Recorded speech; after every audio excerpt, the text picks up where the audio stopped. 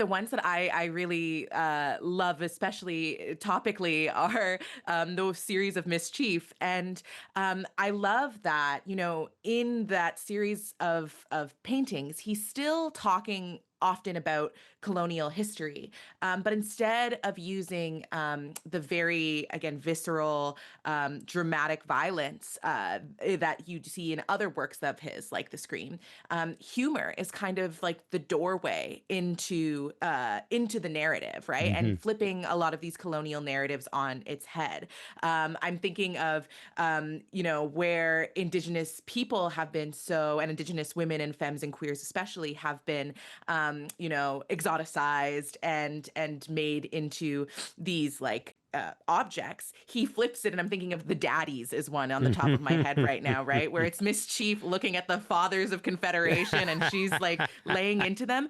And so it's funny to look at, but it's also a really important point about reclaiming what has been taken from us, reclaiming these narratives, and like putting us into future spaces also in many ways. Hmm. That sentence fragment, he flipped it, is sort of like the ways that that captures everything that sort of Kent Monkman tries to do, right? This idea of, okay, you're used to thinking of this thing in this way. What if it was this way instead? And one of the most powerful tools for that has been this alter ego, Miss Chief Eagle Testickle. So Marion, we heard Riley sort of talk about Miss Chief a little bit. You are going to play her. You're singing the role of Miss Chief. Tell me a little bit about the idea of bringing her to the opera on a personal level. What does she mean to you? Mischief is like the sister, like a big sister, that powerful woman that shows you that just put on your best outfit and face the world. Like, we are all bougie natives and we put our best foot forward at all times. She reminds me of my grandma. She always had like a beautiful hat that with a pin that matched her ring, that matched her necklace, and shoes that matched her purse. And she really put her best foot forward. And I didn't realize until like really recently that she needed that to be powerful enough to face the kind of racism that she did on the daily. Mm-hmm. And she taught me how to stand up in the face of things that make me nervous, in the face of people who disagree or who refuse to learn, and just be who we are, be proud. And Mischief really represents that for me. Marion, you just described a whole bunch of feelings that are like really wonderful to feel as an audience member, but you have to play her. What does it feel like for you to embody all those ideas? Oh, I've played a lot of roles, and from most roles, I realize there's something in me that is a little like that person.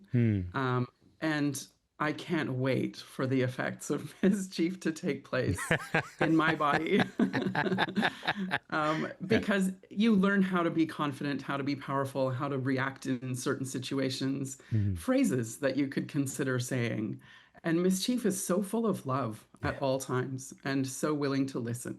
And I think that that's a wonderful example for someone like me to learn from.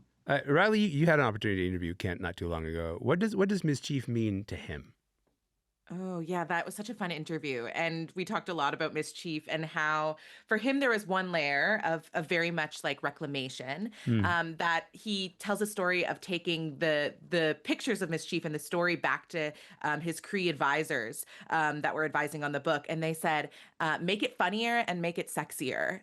And he was like, okay. And I think this embracing of humor and sexiness was something important for him to say, like, that's Cree culture in many ways. And that was really something.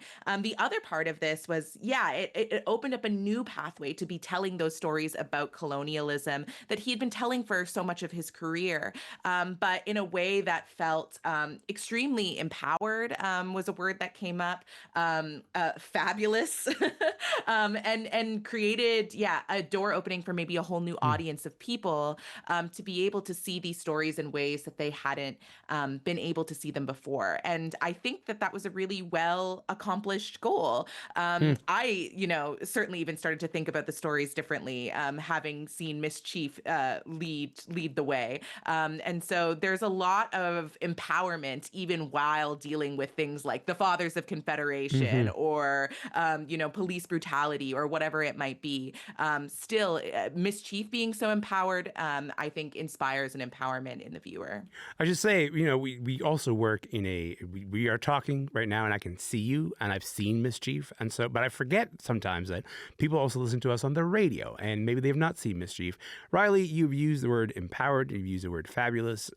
Would you describe what it looks like to look at Mischief?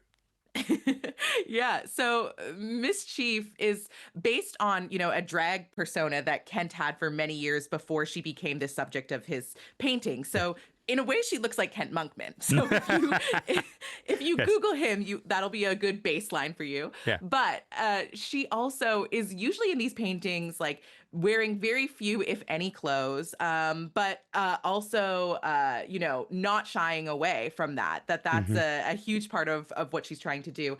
Often she has this like very long headdress on, which I think in one way is a commentary on the way that Indigenous women, queer people, femmes, like have been leaders in our communities for a millennia. And also I couldn't help but see a picture of him that somebody put with the picture of Cher, right, when she dressed up very inappropriately as an Indigenous person wearing that big outfit. Again, a level of reclamation and fun and irony in it, and commentary on forms of appropriation that he takes back in Mischief, that I think is really, really cool. So you can imagine Cher, Kent Monkman, nudity, and all of it's fabulous.